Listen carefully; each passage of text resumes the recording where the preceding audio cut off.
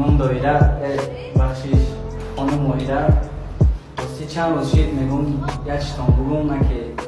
روم نشیدسته بگم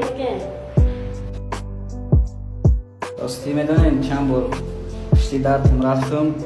نیت کردم تخت کنم بگم گپمان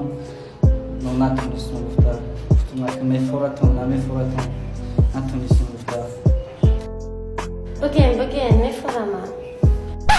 اون 10 سیمپلی لیفت نمیتی یا ماشین ترنگ رفته اومده سیاه کد نمیگیره